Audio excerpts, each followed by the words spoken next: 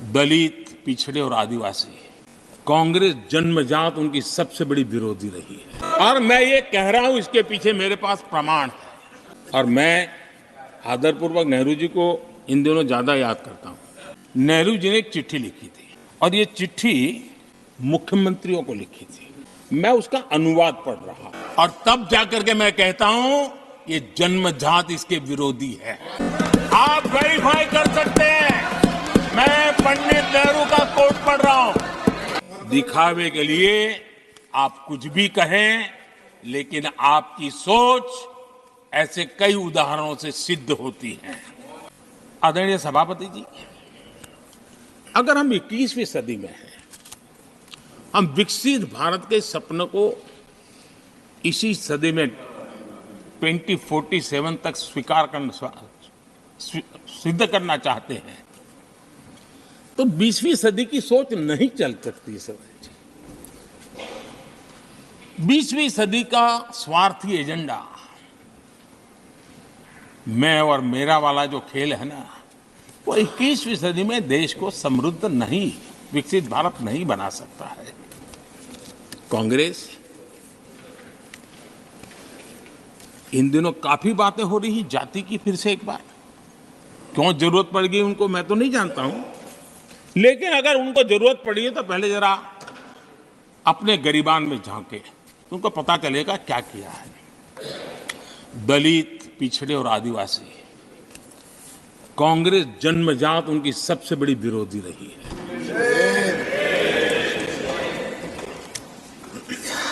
और मैं तो कभी कभी सोचता हूं, अगर बाबा साहब न होते ना, तो शायद कि एससी एसटी को आरक्षण मिलता कि नहीं मिलता, ये भी मेरे मन में सवाल उठता है। आदरणीय सभापति जी, और मैं ये कह रहा हूं, इसके पीछे मेरे पास प्रमाण है। इनकी सोच आज से नहीं, उस समय से ऐसी है, मेरे पास प्रमाण। और मैं प्रमाण के सिवाय मैं यहां कहने के लिए नहीं आया।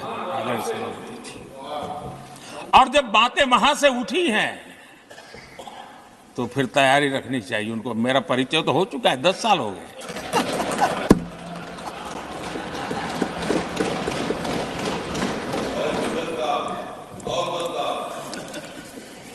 एक बार, और मैं आदरपूर्वक नेहरू जी को इन दिनों ज्यादा याद करता हूं, क्योंकि हमारे साथियों की अपेक्षा रहती है कि जरा उनको तो बोलो, कुछ तो बोल रहा थे।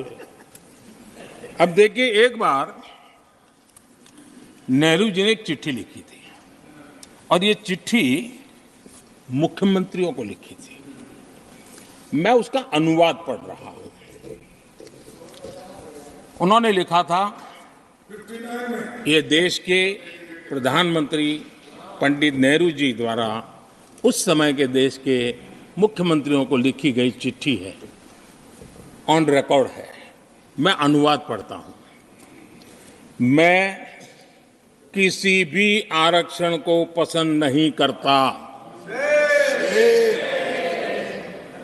और खासकर नौकरी में आरक्षण तो कतई नहीं। मैं ऐसे किसी भी कदम के खिलाफ हूं जो अकुशलता को बढ़ावा दे, जो दोयम दर्जे की तरफ ले जाए। ये पंडित नेहरू ने मुख्यमंत्रियों को लिखी हुई चिट्ठी है। और तब जाकर के मैं कहता हूं ये जन्मजात इसके विरोधी है। नेहरू जी कहते थे, अगर एससी, एसटी, ओबीसी को नौकरियों में आरक्षण मिला तो सरकारी काम का स्तर गिर जाएगा। और आज जो आंकड़े गिनाते हैं ना कि इतने यहां है, इतने यहां है, उसका मूल यहां है, क्योंकि उस समय उन्होंने रोक दिया था, रिक्रूटमेंट ही मत करो।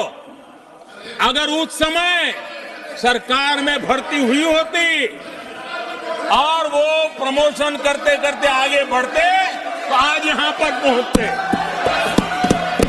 सभापति जी, ये कोर्ट में पढ़ रहा हूं, आप वेरीफाई कर सकते हैं। मैं पंडित नेहरू का कोट पढ़ रहा हूं।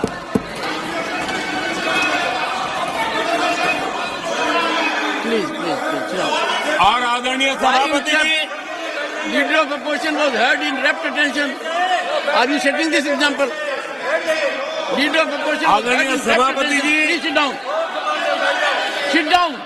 आप तो जानते हैं नेहरू जी ने जो कहा वो कांग्रेस के लिए हमेशा से पत्थर की लकीर होता है। नेहरू जी ने कहा मतलब पत्थर की लकीर उनके लिए। दिखावे के लिए आप कुछ भी कहें, लेकिन आपकी सोच ऐसे कई उदाहरणों से सिद्ध होती है। मैं अनगिनत उदाहरण देख सकता हूं, लेकिन मैं एक उदाहरण जरूर देना चाहता हूं, और वह उदाहरण मैं जम्मू कश्मीर का देना चाहता हूं। कांग्रेस ने जम्मू कश्मीर के एससी, एसटी, ओबीसी को 7 दशकों तक उनके अधिकारों से वंचित रखा।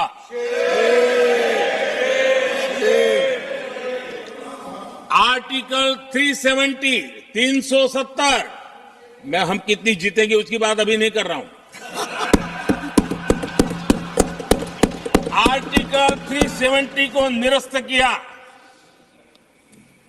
तब जाकर के इतने दशकों के बाद एसटी, एसटी, ओबीसी को वो अधिकार मिले जो देश के लोगों को बरसों से मिले हुए थे। इसको रोक के रखा था।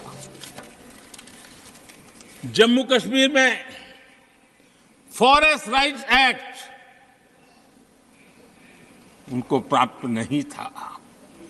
जम्मू कश्मीर में प्रिवेंशन ऑफ एट्रोसिटी एक्ट नहीं था। ये हमने 370 हटाकर ये अधिकार उनको दिए।